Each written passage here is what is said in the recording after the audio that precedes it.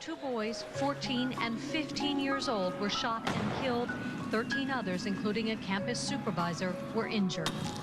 Perhaps most disturbing For kids that are being bullied, life can be pretty lonely. Filmmaker Erahm Christopher decided he wanted to do something that would help the victims of bullying speak out and maybe make the bullies think twice before they acted. His short film is called Teen Truth, and he's taking it to kids across Canada and the U.S., one school at a time. And he joins me this morning with his story. Good morning to you. Good morning. Now, bullying is something that we've been hearing in the news for quite a while now, but you really went into the schoolyards and spoke with the kids directly. What do you think parents at home don't know about bullying?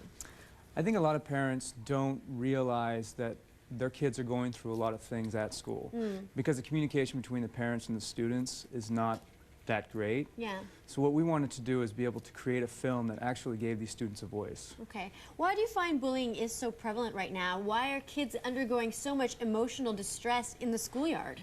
Because I think there's a lot of issues that, that the kids are going through that can lead to bullying. I mean, the cliche bullying that people often think about is the big kid picking on the little kid. Right. But there's all kinds of different forms. I mean, there's bullying in the family, there's bullying in relationships, there's bullying on the job.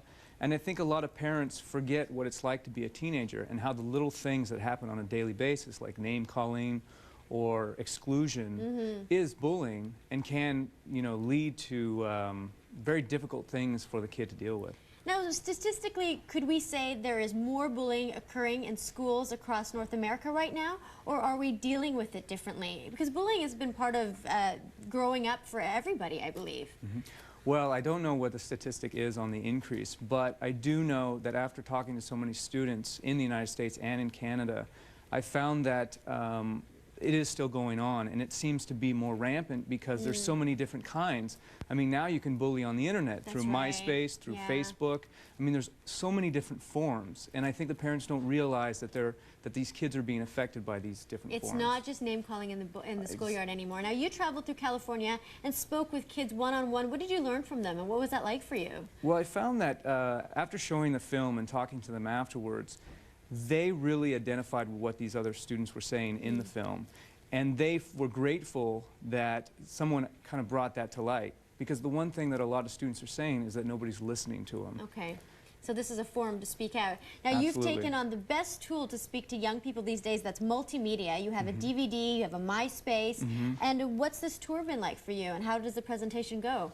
It's been, I think, incredible, because to actually be able to speak directly with students, have them directly react to a film that is not only entertainment value, but it's also educational for them, and then have them have a discussion afterwards. I think it's just an incredible medium, and to use it for educational purposes has been fabulous. Have the schools been open to you? Have you been contacting them? Have they been inviting you? Has it been an easy transition? I mean, you're traveling across North America. It's cross-border. Right, right. I think, you know, once the schools see the reactions from the students in previous presentations, I find that they see the value in the presentation and in the video, and they start to, now we're getting contacted more and more schools every day. Now, you're a filmmaker. Have you ever done anything like this before? This is very interactive, and why did you personally choose to take on this story? Well, I think that it was a reaction to all the school violence that has been happening throughout the world.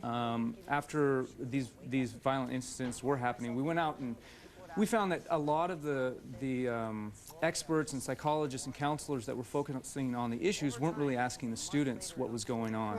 So we went out and asked them, and we found that when we were talking to them, you know, outside the movie theater or outside school, we ran out of tape. I mean, the kids had so much they wanted to say, so we wanted to create a project that gave them a voice. You really gave them a voice and a platform. Quickly, if there's any parents watching or any kids who are maybe not having a very easy time at school, what would you like to say, and what's your best advice? I think the best advice, I mean, I'm not a counselor or psychologist, but based on my experience talking to students, I think the best advice is to actually open the communication lines. I think the parents really need to talk to their students, their kids, to really figure out what is going on in their lives. And the students and the teenagers around, they really need to find someone that they can trust, someone that they can talk to. Because when you keep those issues inside, it really, you don't know what it can lead to. It can build up. Exactly. Very good. Start talking around the dinner table and building a community together. Absolutely. Thank you very much for coming in. If anybody's interested, the MySpace page is MySpace/Teen Truth, and you can get more information about this great film. Thanks again for coming in. Thanks We're for going to having me. turn things over to Andrew now. He's got the latest headlines for us.